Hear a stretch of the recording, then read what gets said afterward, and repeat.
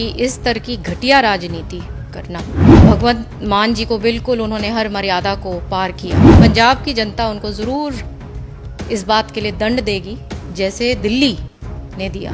गैर जिम्मेवार और घटिया घिनौनी बात उन्होंने करी, दुख होता है। इतनी बड़ी ये बवंडर करना, क्योंकि अब दिल्ली इनके पास रहा नहीं। युद्ध लाइक सिचुएशन, एक गैर जिम्मेवार सरकार अगर बन जाए किसी प्रदेश में, तो अब दिल्ली को सजा दे रहे हैं ये लोग, क्योंकि इनको अब इन दोनों प्रदेशों से कोई वास्ता नहीं रखते। तो आपको लगता है कि अब पंजाब के किसानों को भी सरकार से इस विषय में बात करनी चाहिए?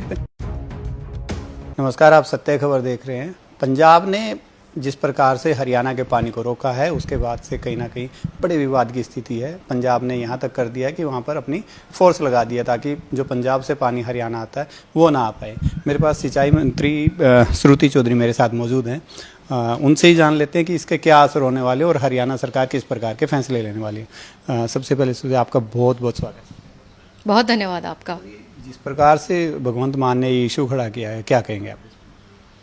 इस पे तो मेरे पास शब्द ही नहीं है कि इस तरह की घटिया राजनीति करना, जब पंजाब और हरियाणा भारत के हिस्से हैं और इस प्रकार से बातें करना।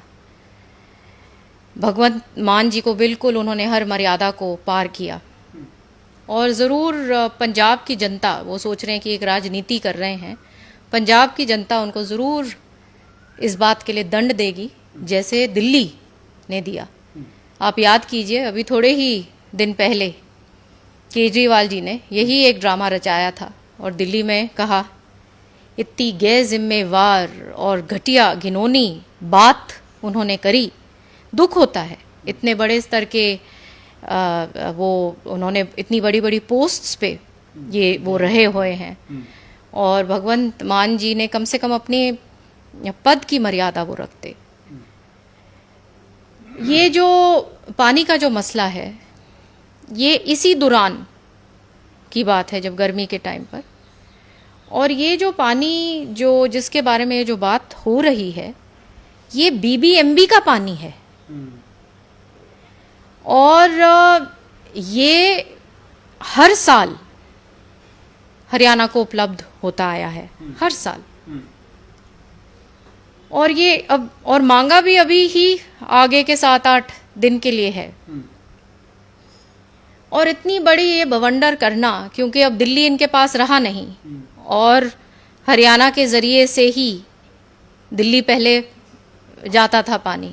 अब क्योंकि दिल्ली आम आदमी पार्टी के साथ नहीं है, तो इन्होंने ये घिनौनी हरकतें शुरू कर दी। और इतनी अत्यंत दुख की बात है कि चीफ मिनिस्टर भगवंत मान जी ने, माननीय हमारे मुख्यमंत्री जी ने उनको फ़ोन किया, बात करी और उन्होंने हाँ भरी और फिर जाके मुकर गए। तो आप सोचिए कि किस तरीके से, किस लेवल पे, किस लोगों को, जहाँ पे ये लोगों की बात है। भगवंत मान कहते हैं कि हरियाणा के हिस्से का जो पानी था हमने दे दिया, अब हम ज़्यादा पानी क्यों दें? हरियाणा के पास कैपेसिटी ही नहीं है उस हिस्से को इस्तेमाल करने की। तो ये तो बिल्कुल ही टेक्निकली देखिए, पूरा बीबीएमबी के अंदर जो टेक्निकल कमेटी है उसकी बिल्कुल ये फाइंडिंग है कि ये जो पानी है हरियाणा का ही हिस्सा बनता है और हरियाणा में भेजना है। वो फाइंडिंग के ऊपर ये सारा, फिर भी पंजाब ने इतना बवंडर किया केवल और केवल पॉलिटिक्स के लिए। क्या निर्णय आप लोग ले रहे हैं? अब इस पे क्या कदम उठाने वाले? अब आप देख रहे हैं कि किस तरीके से अब एक युद्ध लाइक सिचुएशन, एक गैर जिम्मेवार सरकार अगर बन जाए किसी प्रदेश में, तो आप उसका अंजाम देख रहे हैं कि वहाँ पे अब इन्होंने फोर्सेस को तैनात कर दिया है। अब हरियाणा हाई कोर्ट अब जाएगा, वो तैयारी अब हो रही है। जिस प्रकार से पानी रोका गया, ये मान के चलें कि क्योंकि पानी अब दिल्ली भी जाना होता है, ये तो अब दिल्ली को सजा दे रहे हैं ये लोग?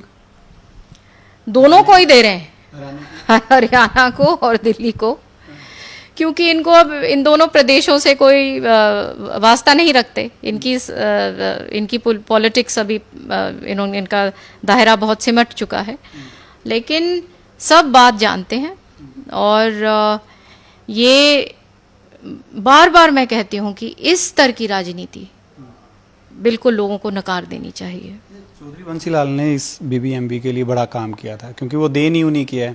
आज उन्हीं की बेटी सिंचाई मंत्री के पद पर। दुख होता है कि जो काम उनके दादाजी ने दोनों प्रदेश के लिए या दिल्ली तक के लिए किया था, आज उसी प्रदेश को पाने के लिए लोग इस प्रकार से मना कर रहे हैं। दुख तो होता है, लेकिन और भी इन चीज़ों से और भी पता चलता है कि कितना ज़्यादा काम हमें पानी के लिए करना है और हरियाणा को सक्षम करना है।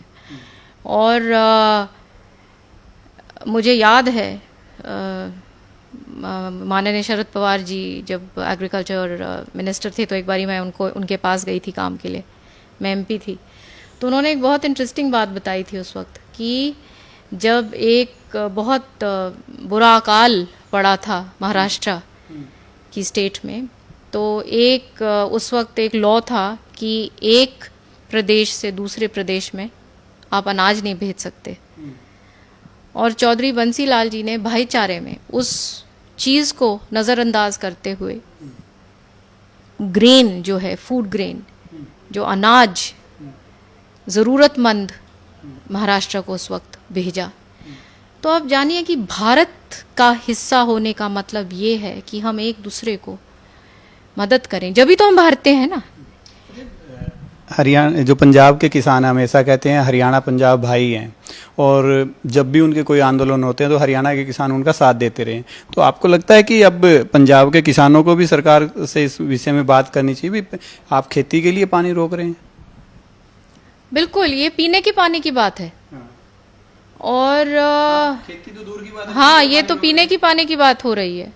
और थोड़ा बहुत जो कपास का जो अभी टाइम जो आ रहा है वहाँ पे इरिगेशन, लेकिन वो तो बहुत दूर की बात है, अभी तो पीने की पानी की बात चल रही है। और हरियाणा, लेकिन मैं बताना चाह रही हूँ कि